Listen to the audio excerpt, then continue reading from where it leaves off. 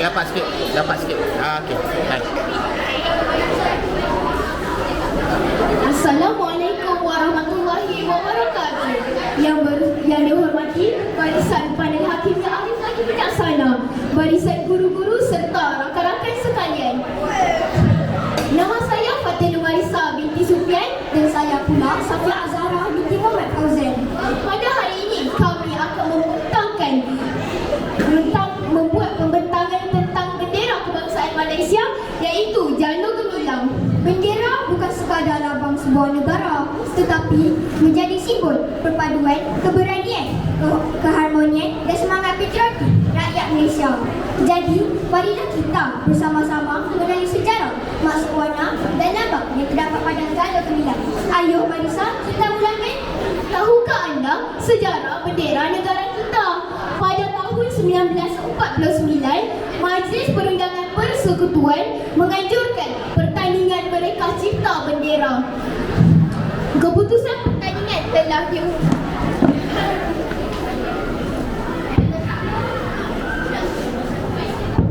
Majlis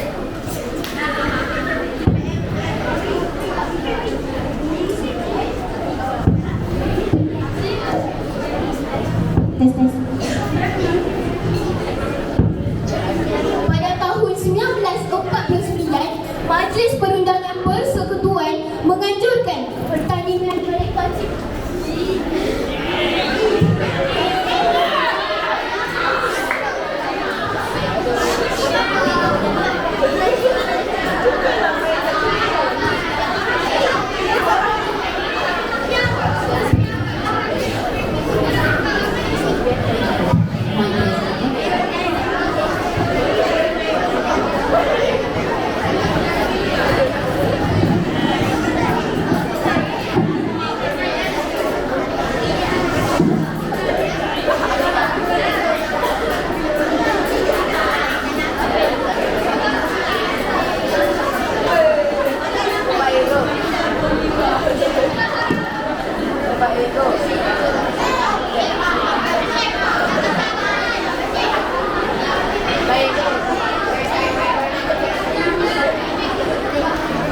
Rapat sikit.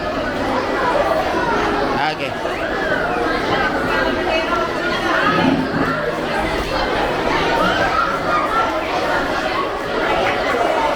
Okey. Assalamualaikum warahmatullahi wabarakatuh dan salam sejahtera. Yang dihormati Barisan Panel Hakim yang Arif lagi bijaksana, barisan guru-guru serta rakan-rakan sekalian. Pada hari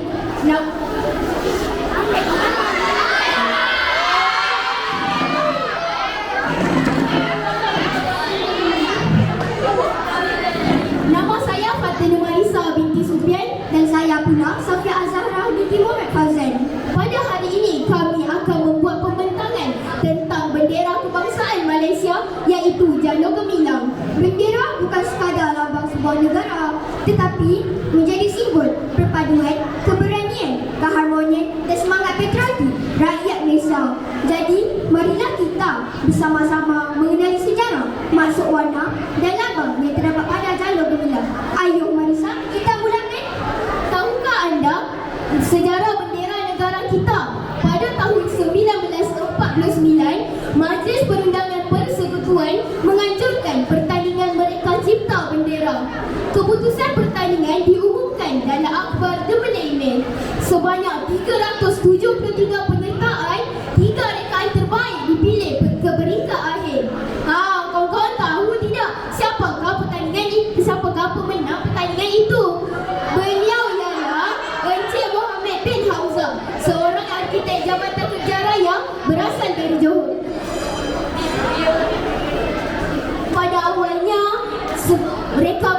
Pada awalnya bendera kita mempunyai 11 jalur warna biru dan putih, bulan sabit dan bintang pecah 5. Kemudian reka bentuk dipindah. Jalur warna biru yang tadi ditukar kepada merah. Ia juga mengandungi 11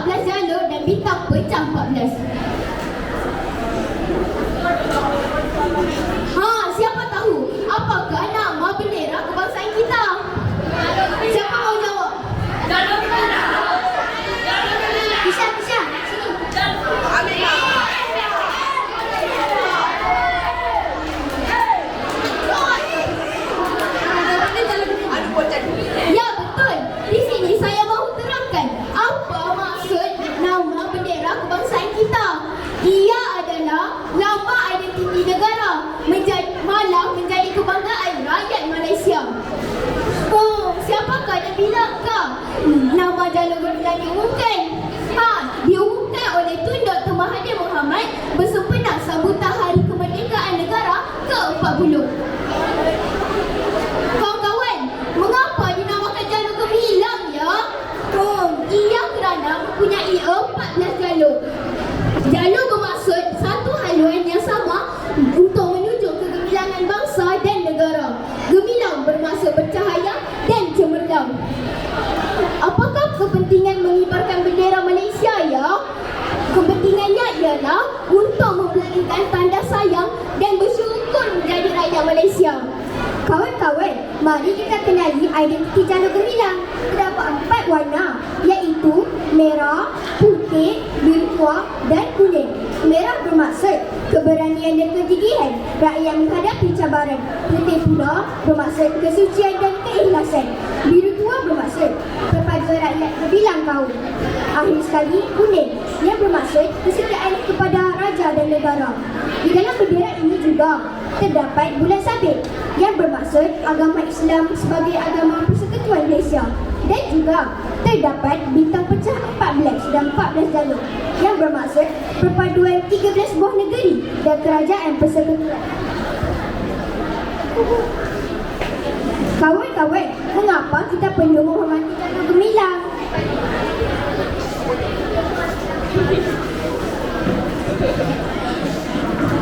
Maaf, pertama, memupuk perpaduan. Ia kerana jalur gemilang menjadi lambang penyatuan rakyat Malaysia yang terdiri daripada pelbagai kaum dan agama. Kedua, menunjukkan cinta akan negara. Menunjukkan rasa cinta dan rasa bangga dan setia kita kepada negara Malaysia.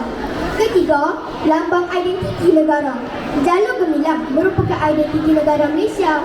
Oleh itu, kita perlu menghormatinya sebagai tanda menghargai negara kita. Keempat, mewujudkan keharmonian kerana ia mewujudkan semangat perpaduan dapat dipupuk dan negara dapat hidup dalam keadaan aman dan harmoni. Kesimpulannya, kita hendaklah sentiasa menghormati jalur gemilang kerana bendera ini juga merupakan lambang perpaduan cinta akan negara, identiti dan keharmonian rakyat Malaysia. Tahukah anda kita mempunyai etika penggunaan bendera? Pertama, bergantung. Bulan sabit dan bintang menghala ke atas, manakala jalur membujur di bahagian bawah. Kedua, dipamerkan atau dilukis pada dinding. Bulan sabit dan bintang di bahagian kiri. Ketiga, latar belakang tempat berucap diletakkan lebih tinggi dan di belakang orang berucap. Akhir sekali, perarakan.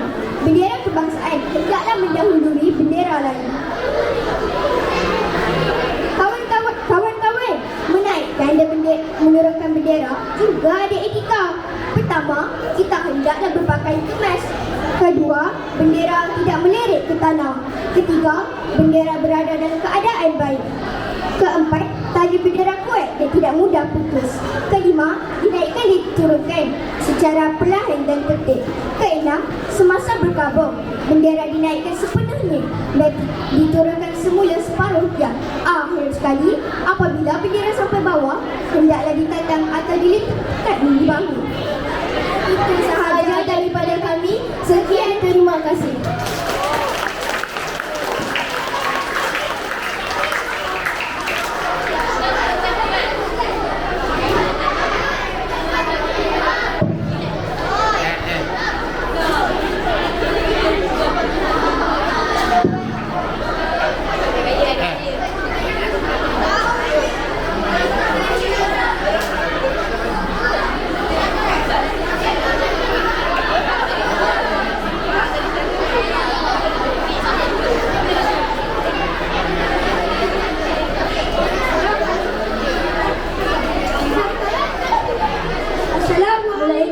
Warahmatullahi wabarakatuh. Dan salam sejahtera. Nama saya Adam Rizki bin Muhammad Nabi, selaku pembentang satu. Rakan saya pembentang kedua dalam Nur bin Kubah Zakir. Dan rakan saya pembentang ketiga dalam Muhammad Khairul Daniel bin Khairul Nila. Selamat pagi kami ucapkan kepada guru dan rakan-rakan. Pada hari ini kami bertiga akan membentangkan tajuk ini 11 kebangsaan bagi mata pelajaran sejarah tahun ini. Bahasa kebangsaan merupakan salah satu identiti negara kita. Bahasa Melayu bukan sahaja digunakan untuk berkomunikasi, malah mempunyai peranan dalam aturan pendidikan, undang-undang dan perpaduan rakyat. Bahasa Melayu merupakan bahasa kebangsaan Malaysia.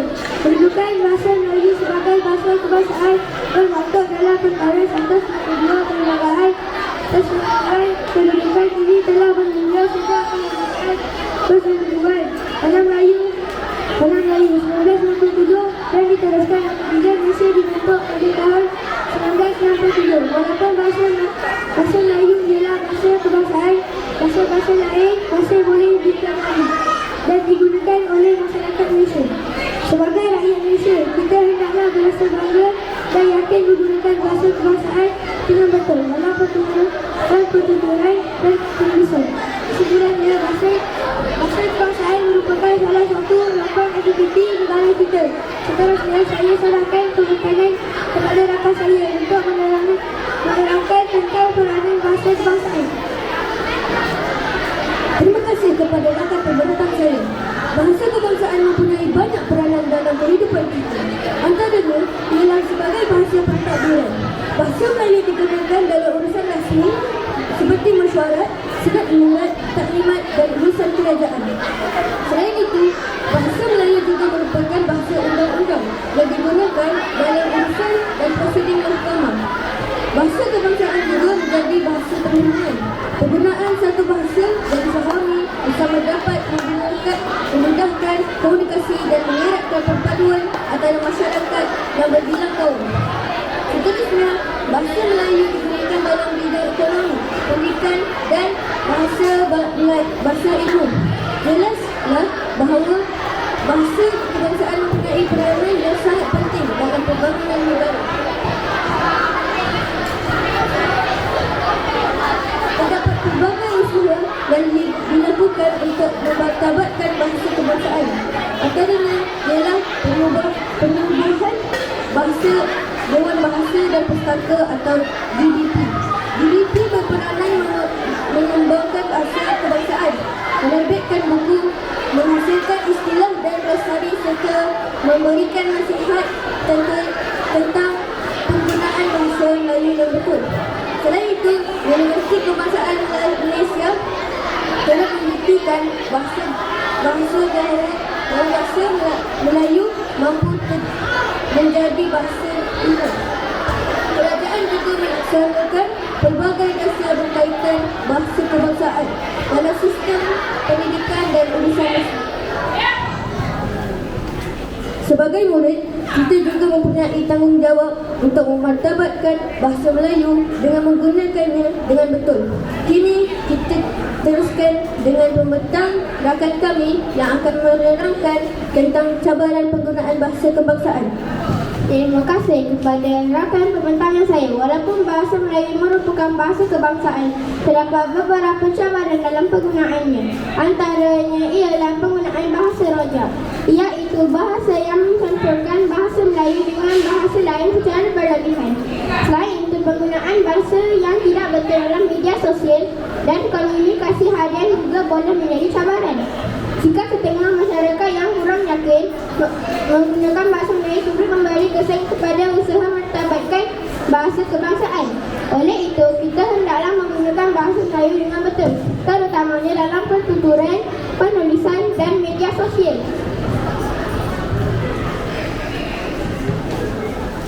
Mentarbatkan bahasa kebangsaan sangat penting kerana bahasa merupakan lambang jati diri dan identiti negara. Penggunaan bahasa Melayu yang betul dapat memupuk semangat patriotik dan mengeratkan perpaduan rakyat. Sebagai murid, kita boleh membantu mentarbatkan bahasa kebangsaan dengan membaca bahan dalam bahasa Melayu, bertutur dengan bahasa yang baik dan menggunakan ejaan yang betul. Kita perlu menghormati bahasa lain yang digunakan oleh masyarakat Malaysia. Dengan bersama, kita dapat menunjukkan bahawa kebangsaan merupakan milik bersama seluruh rakyat Malaysia.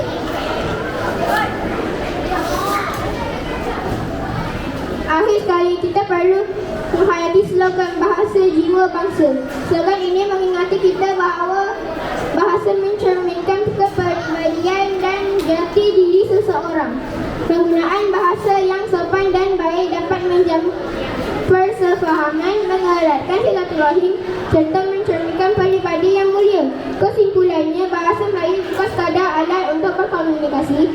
Bahasa Melayu ialah salah satu lambang identiti dan perpaduan negara. Marilah kita bersama-sama bangga menggunakan bahasa kebangsaan dan memeliharanya untuk generasi akan datang. Bahasa Melayu, bahasa kita, bahasa jiwa bangsa. Sekian sahaja pembentangan daripada kami. Terima kasih.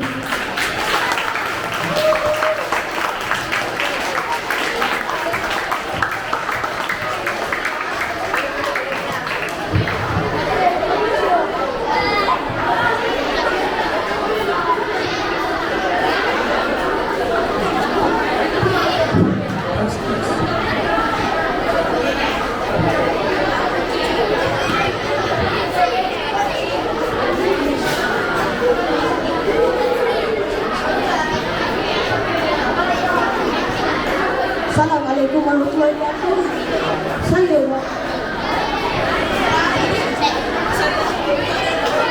Assalamualaikum warahmatullahi wabarakatuh. Salam sejahtera Indonesia dan kesejahteraan dinikmati. Saya Nurul Abdul Rizal, mewakili kelas Toyota. Sejarah kemerdekaan ialah sejarah di mana sejarah kemerdekaan ialah sejarah di mana orang memperjuangkan tanah air kita demi mencapai kemerdekaan. Perjuangan ini bukan mudah. Kadang-kadang ada orang yang mengorbankan dirinya demi keselamatan dan mencapai kemerdekaan negara.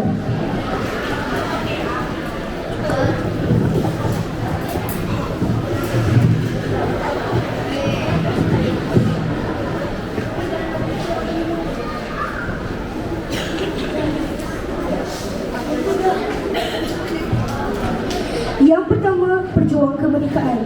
Di dalam kandungan ini terdapat 12 orang yang bertanggungjawab demi mencapai kemerdekaan, iaitu Dato' On bin Jaafar, Dato' Burhanuddin Al-Hilmi, Ahmad Bois Tamam, Tunku Abdul Rahman Putra Al-Haj Ibni Almarhum Sultan Abdul Hamid Halim Shah, Abu Bakar Al-Bakir, dan lagi 6 orang, Tun Tan Chen Lock, Tun Abdul Razak bin Dato' Husin, Dato' Abdul Wahab bin Tok Muda Abdul Aziz, Tun HSD, Tun B. Sambantan, dan Tun Dr. Ismail bin Dato' Abdul Rahman.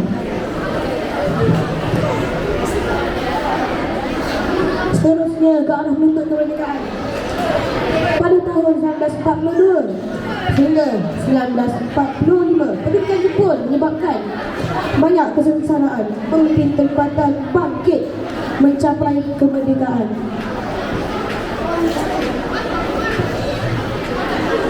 Pada 1945, Amerika telah membom Hiroshima dan Nagasaki menyebabkan pendudukan Jepun tamat pada tahun itu.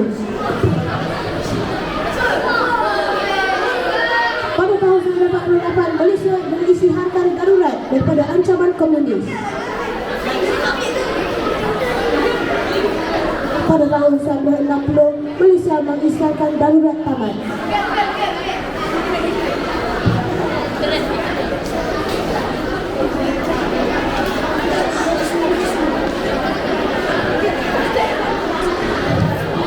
Seterusnya kita akan masuk pada kemunculan parti-parti politik.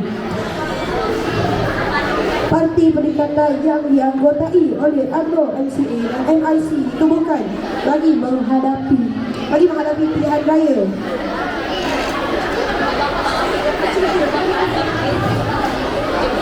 Parti politik mewakili setiap kaum Melayu, Cina dan India.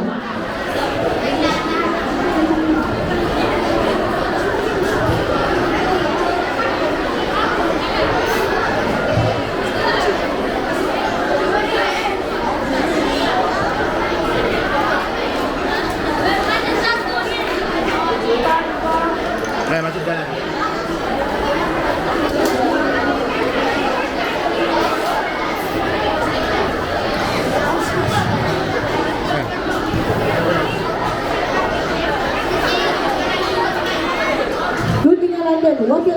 Melayu dan wakil Parti Perikatan berangkat ke London. Tujuan mereka ke London adalah untuk berunding dengan British berkaitan dengan kemerdekaan Persekutuan Tanah Melayu. Wakil Raja-Raja Melayu yang terdapat di dalam tajuk ini ialah Datuk Abdul Wahab bin Tun Muda Abdul Aziz Abdul Majid, Datuk Muhammad Zaid bin Muhammad Said, Datuk Ni Ahmad Kamil Haji Maimun, dan Wakil Parti Perikatan Tunku Abdul Rahman, Datuk Abdul Razak Husin, Dr. Ismail Abdul Rahman, dan Kolonel H.S. Lee.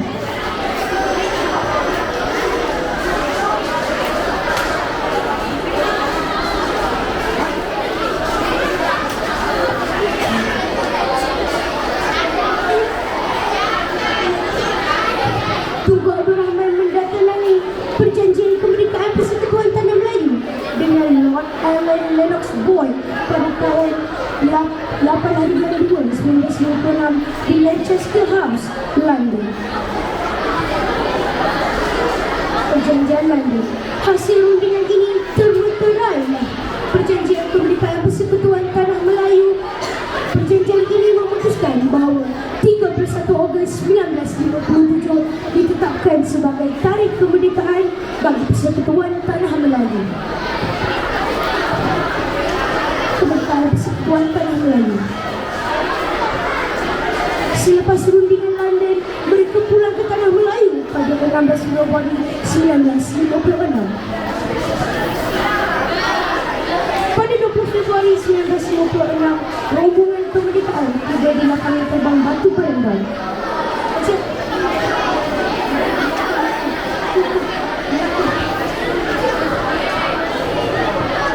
Tunku Abdul Rahman menaiki pesawat Malaysian Airways dengan disambut meriah oleh orang ramai.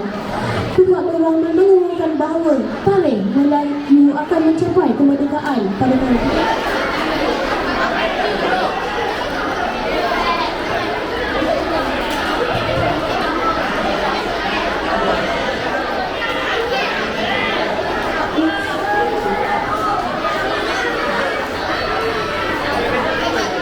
dan pada 30 Ogos 1997, tepat pada pukul 12.01 tengah malam, bendera Malaysia dinaikkan sebagai tanda simbolik dan tanda kemerdekaan kepada Malaysia.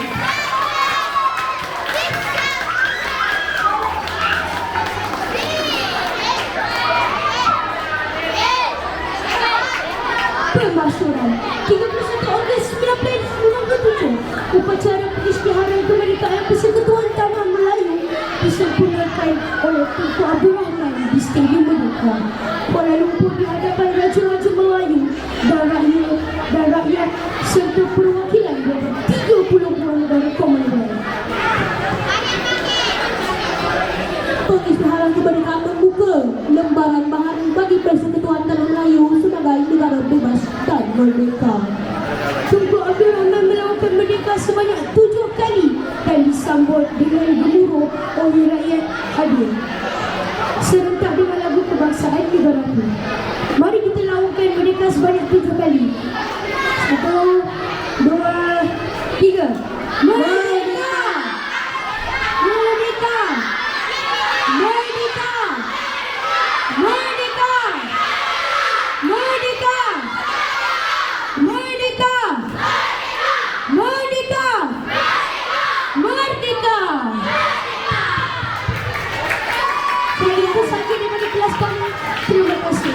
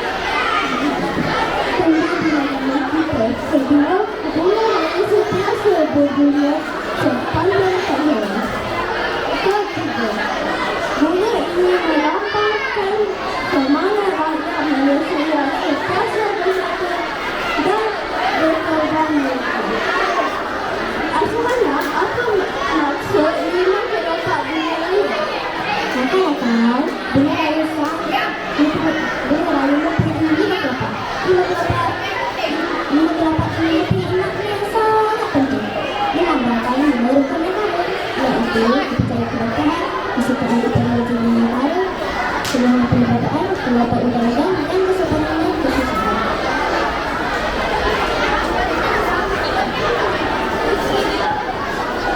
Hukum negara menjadi perpaduan kepada rakyat Malaysia untuk menjaga persatu pada dan saling menghormati. Jadi, apakah makna merah pada bunga raya? Warna merah pada bunga raya juga mempunyai makna yang istimewa. Warna ini melambangkan keberanian, berpanduan dan semangat rakyat Malaysia dalam membangun negara. Asal apa kepentingan bunga raya? Bunga raya bukan sekadar bunga saja. Bunga ini menjadi lambang identiti negara. Kita boleh melihat gambar bunga raya pada pelbagai seperti logo, bahasa rasmi, stand dan sebutan hari kebangsaan. Sebagai rakyat Malaysia, kita perlulah menghargai bunga kebangsaan kita. Kita juga perlu menjaga dalam situasi supaya bunga raya itu berkembang maju. Sebagai penutup, bunga raya ialah simbol yang mengingatkan kita tentang perpaduan, berberanian dan semangat kita negara. Marilah kita bersama-sama berkhas bunga raya dan mengambil nilai-nilai itu negara dalam kehidupan sehari.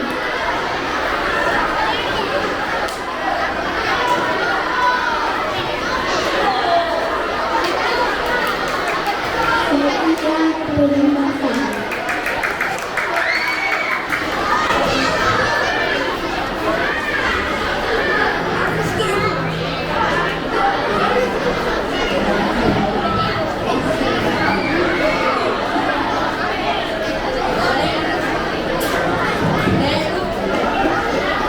Assalamualaikum dan salam sejahtera. Nama saya Muhammad Syazal Zabir bin Safarudin dan saya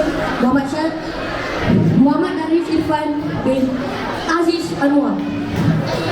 Guru yang saya hormati dan rakan-rakan saya yang saya sayangi, hari ini saya akan membentangkan tajuk Bahasa Melayu Warisan Kita. Bahasa Melayu ialah bahasa yang sangat penting dalam sejarah negara kita. Bahasa ini merupakan warisan yang perlu kita banggakan dan pelihara.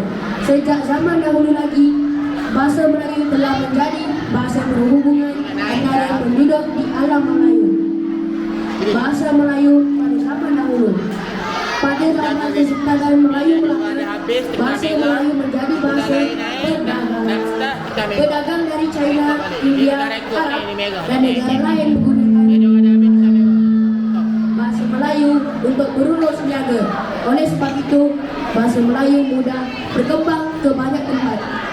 Selain digunakan untuk berniaga, bahasa Melayu juga digunakan dalam pentadbiran kerajaan, surat-surat rasmi, perjanjian dan undang-undang ditulis dalam bahasa Melayu menggunakan tulisan Jawi. Bahasa Melayu selepas merdeka.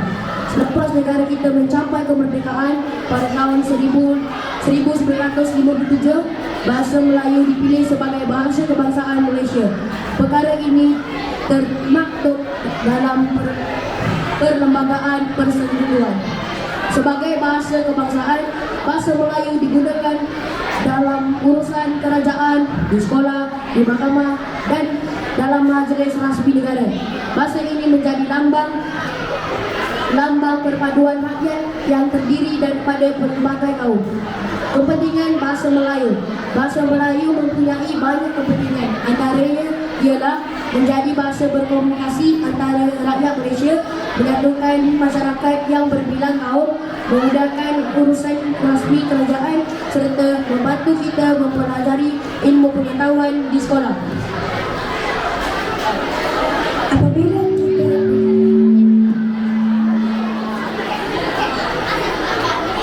Apabila kita bertutur dalam bahasa Melayu, kita dapat berkomunikasi.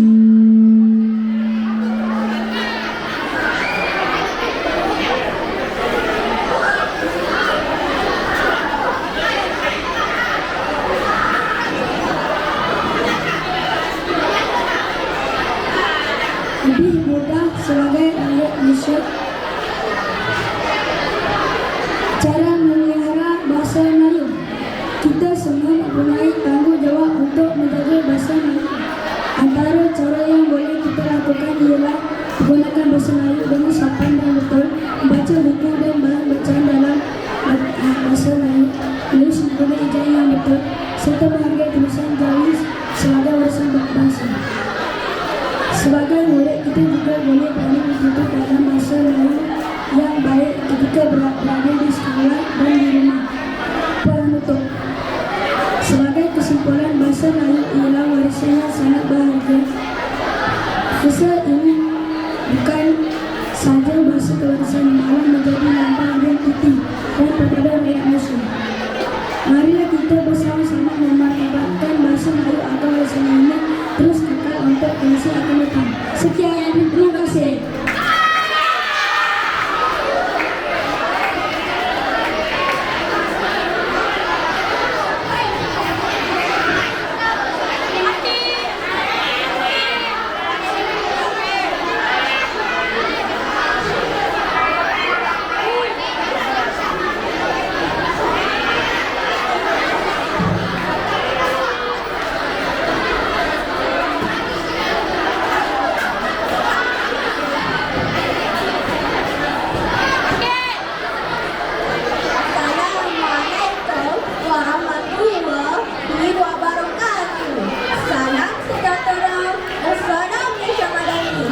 Terima kasih kepada Pengurusi Madinah yang dihormati, barisan yang hadir, guru-guru serta rakan-rakan yang kami kasihi. Terlebih dahulu, saya ingin memperkenalkan ahli kumpulan kami. Saya bernama Nuhaidis Nasib binti Tuan Hijau. Manakala ahli kumpulan yang kedua ialah Muhammad Huddin bin Syarif. Dan ahli yang terakhir ialah Akil Falak dan Muhammad Akil Falak bin Muhammad Anwar. Kita berfikir agama Islam boleh berkembang dan menjadi sebahagian daripada identiti masyarakat Malaysia pada hari ini. Hari ini kami akan membawa anda menelusuri sejarah perkembangan agama Islam di Malaysia berdasarkan unit 2 dalam buku sejarah nasional. Sebelum peradaban Islam, masyarakat di tanah Melayu telah mempunyai berbagai agama dan kepercayaan, antaranya ialah animisme, Hindu dan Buddha. Kemudian Islam dan Kristian turut berkembang di tanah Melayu.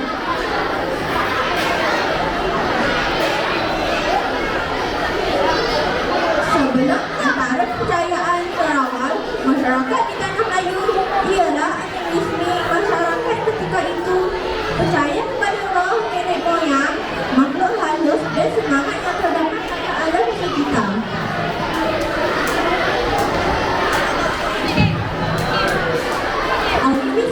Kepercayaan bahawa setiap individu, batu, pokok, sungai dan gunung mempunyai roh, jiwa atau semangat yang boleh membawa kesan baik atau buruk.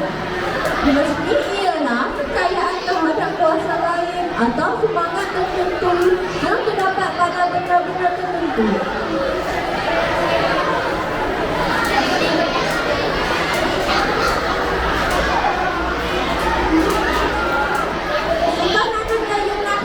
Mempunyai kedudukan yang sangat strategis pada hari ini menyebabkan Melaka menjadi pusat perdagangan yang terkenal. Apabila pemerintah menerima Islam, agama Islam semakin berkembang dalam kalangan masyarakat.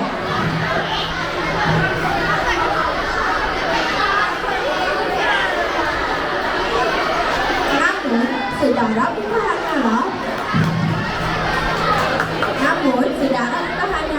hanya berdasarkan cerita, sejarah merupakan bukti dan inilah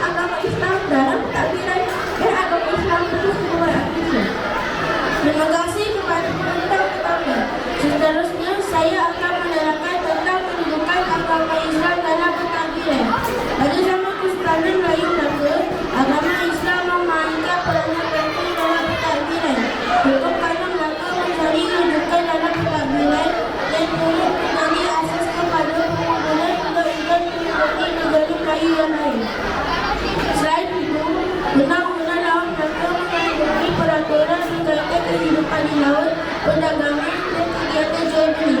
Undang-undang ini membantu mewujudkan keamanan serta melancarkan kegiatan perdagangan. Hukum kanon Melaka dan Undang-Undang Laut Melaka memang disenaraikan sebagai warisan peninggalan dalam penipuan. Langkah-langkah yang jauh dengan slide ini depan. Hukum kanon Melaka mempunyai 44 pasal peraturan pemerintahan, hak dan tanggungjawab raja, kehidupan masyarakat, kesalahan wilayah dan kekeluargaan. Hukum kanon Melaka merupakan salah satu bukti bentuk perkembangan Islam dalam pentadbiran. Undang-undang ini mengandungi peraturan yang berkaitan dengan pemerintahan, hak dan tanggungjawab raja serta pembesar, kesalahan wilayah dan kekeluargaan.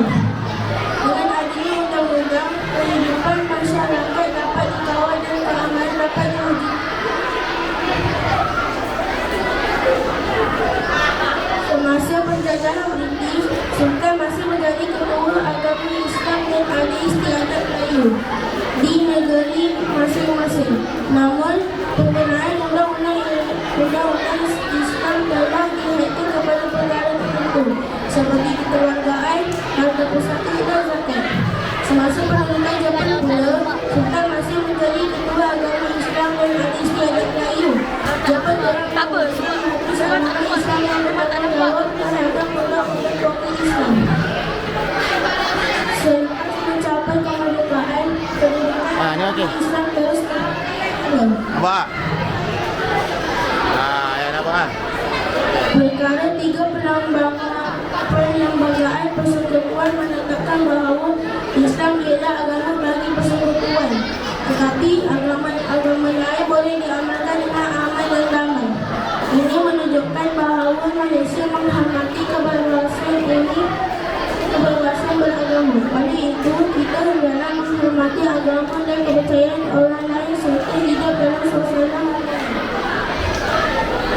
pada sejarah ini, kita belajar bahawa agama Islam mempunyai peranan penting dalam sejarah dan pentadbiran negara. Sebagai generasi muda, kita telah menghargai sejarah, menghormati agama lain dan mengamalkan sikap toleransi. Perbezaan agama bukan alasan untuk kita berpecah. Sebenarnya kita perlu hidup saling menghormati demi keamanan perpaduan Malaysia.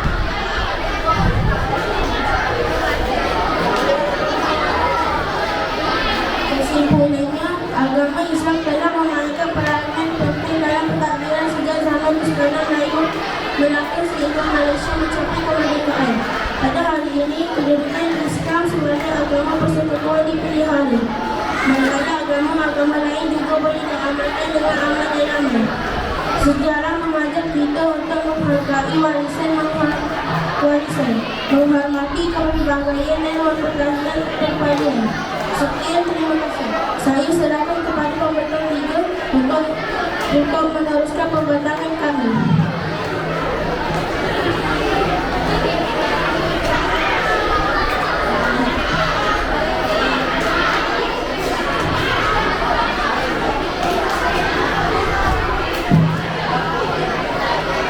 Terima kasih kepada pembentang kedua. Seterusnya, saya akan menerangkan kedudukan Islam selepas kemerdekaan. Selepas negara kita mencapai kemerdekaan pada tahun 1953, kedudukan agama Islam terus dipelihara dalam pentadbiran negara.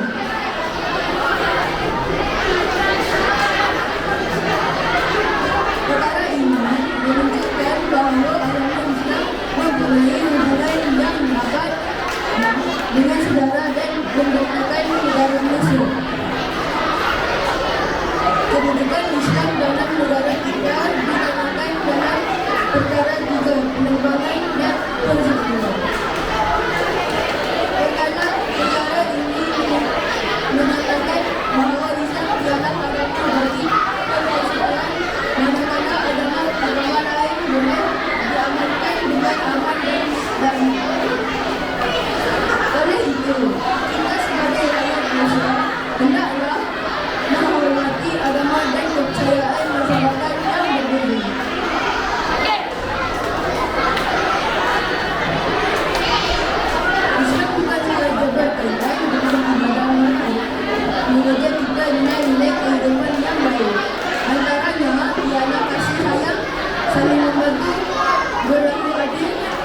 keamanan dan mengaman akhlak yang mulia.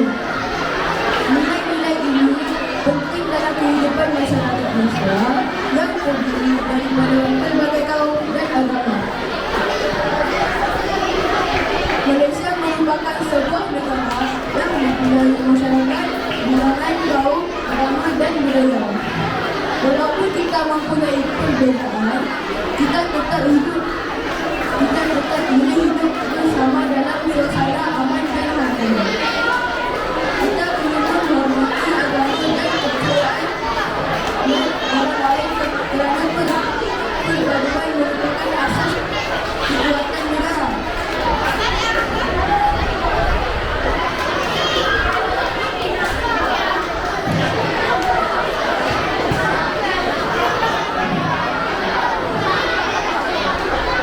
Sempena Hari Kebangsaan, marilah kita menghayati saudara yang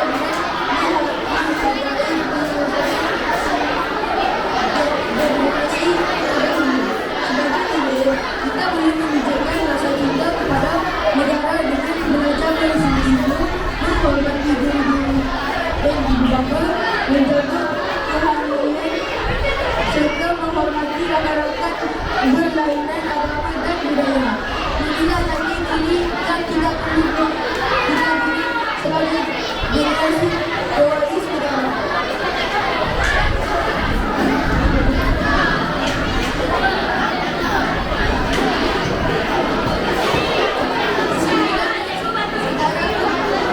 Perkembangan Islam merupakan bahagian daripada sejarah Malaysia. Kita dalam menghargai kedudukan agama Islam, menghormati agama lain dan bersama-sama menjaga keamanan negara.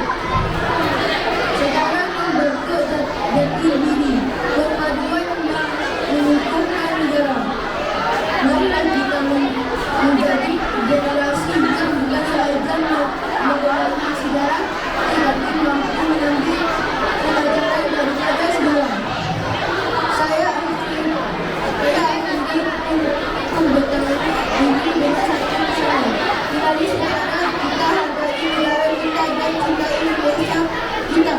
Sekian, terima kasih. Merdeka! Merdeka! Merdeka! Merdeka! Sekian, terima kasih. Yes.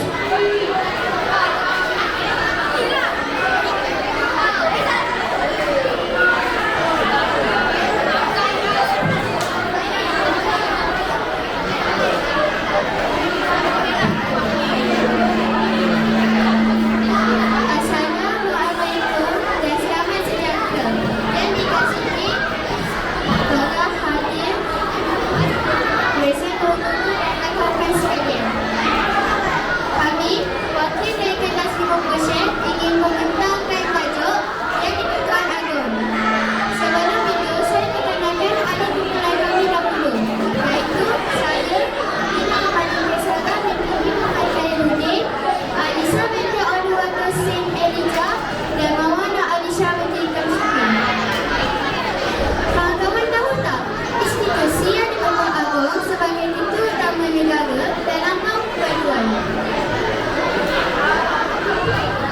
Apa yang kita akan pelajari? Kita akan pelajari tentang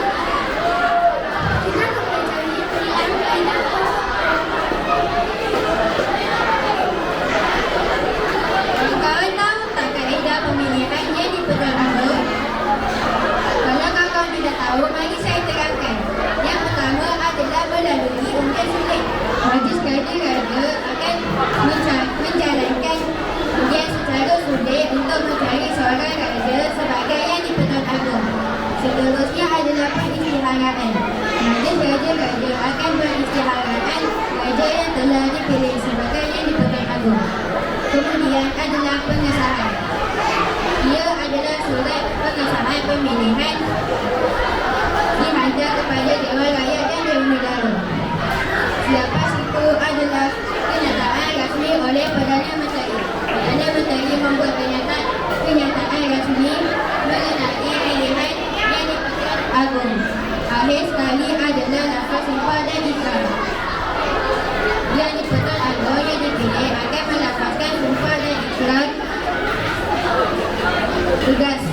Jawatan. Sebelum meneruskan tugas sebagai ketua utama negara, kawan-kawan nak tahu tak dua fakta menarik? Yang pertama adalah tempoh pemerintahannya di Pertuan Agong hanya berlangsung selama 5 tahun sahaja. Yang kedua adalah pemilihan semula dan tidak akan boleh dilakukan secara berturut-turut. Seterusnya saya akan terangkan tentang kronologi pemilihannya di Pertuan Agong.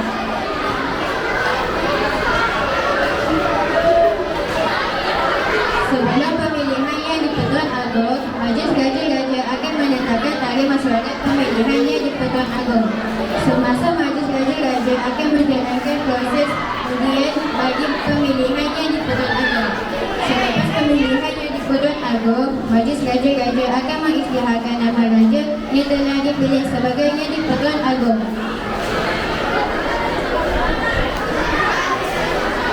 Kawan-kawan tahu tak tentang satu fakta istiadat pertabaran yang di Pertuan Agong? Dia adalah surat pengesahan pemilihan dihantar kepada Dewan Rakyat dan Dewan Negara mengikut peruntukan perlembagaan dan persekutuan. Ini adalah untuk dijadikan sebagai rekod untuk urusan rasmi negara kita.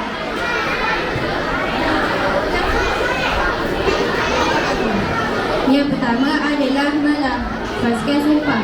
Yang di Pertuan Agong akan melafazkan sumpah untuk menjalankan tugas dan tanggungjawab sebagai ketua utama negara.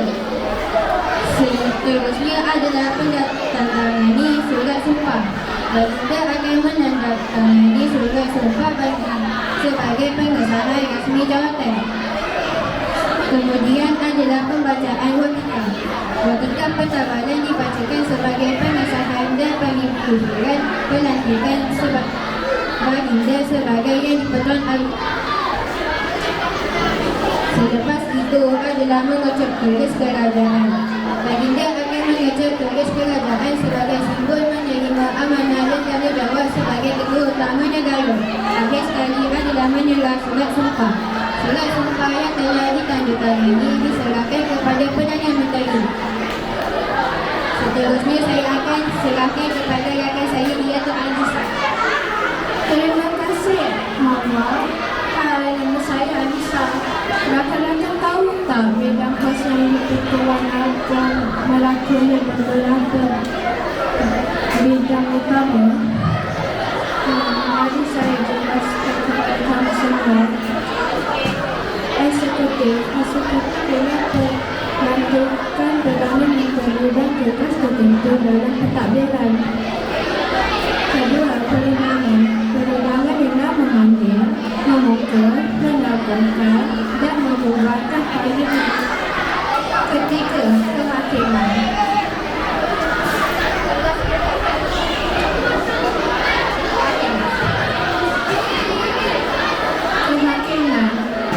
Kehakiman ialah pelantikan tertentu dalam badan kehakiman mengikut perlembagaan.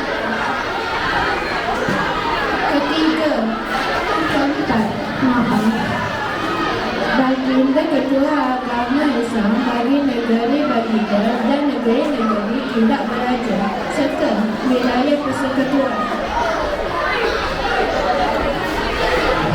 Kelima, diplomati. Diplomati ialah menerima pelantikan diplomat asing dan melantikan wakil diplomatik Malaysia.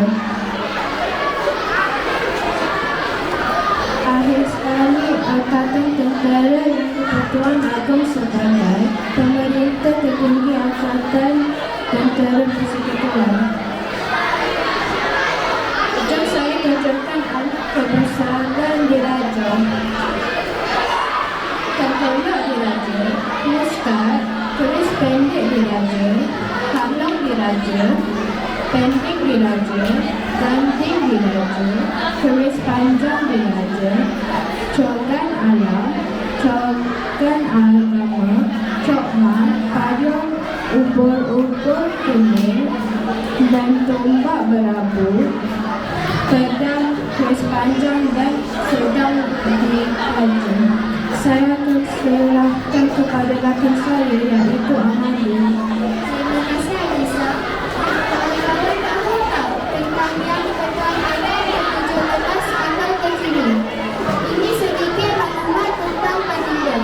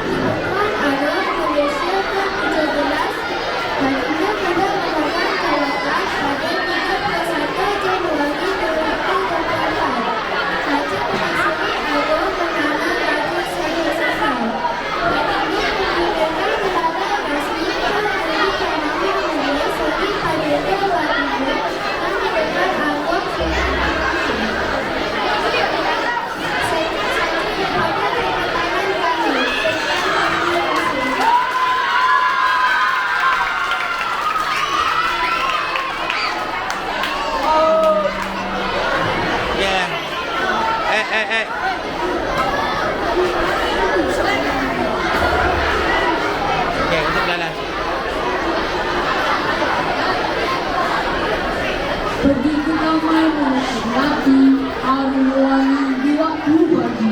Negaraku lagi berakhir hati, membangkit semangat anak pergi.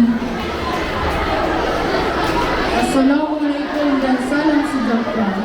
Yang dihormati pengurusi majlis Barisan Emin Makin, para guru serta rakan-rakan yang saya kasih sekalian.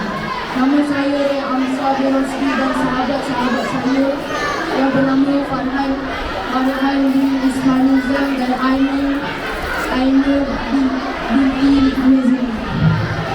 Terlebih dahulu kami mengucapkan terima kasih kerana diberi kesempatan untuk menampilkan pembentangan pada hari ini. Tajuk yang akan kami kupas ialah lagu kebangsaan.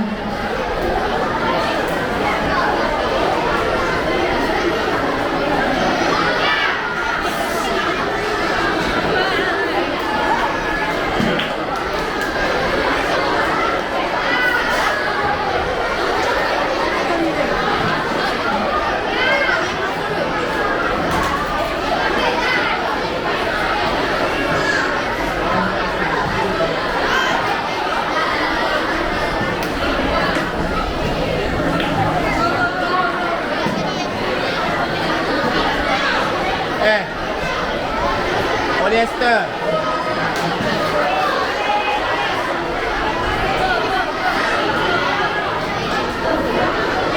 Assalamualaikum warahmatullahi wabarakatuh.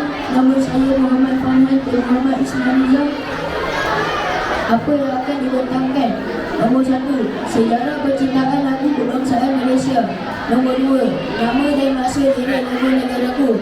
Nombor 3, etika ketika menyanyikan dan mendengar lagu kebangsaan. Nombor 4, peranan lagu kebangsaan dalam menghormati diri dan patriotisme.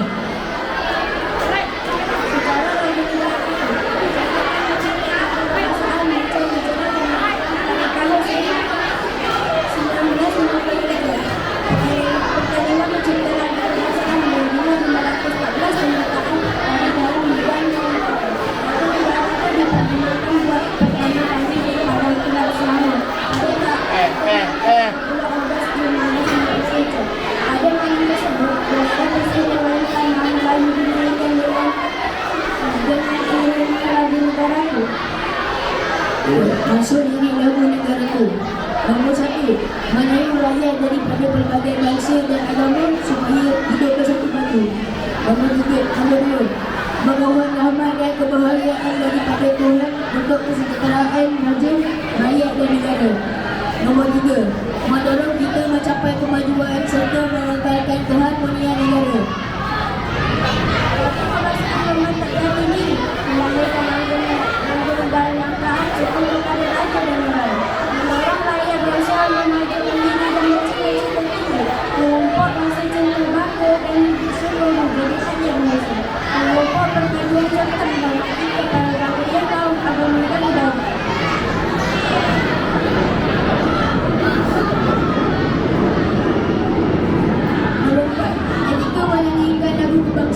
Nombor 1, berdiri tegak dan kaki dirapatkan.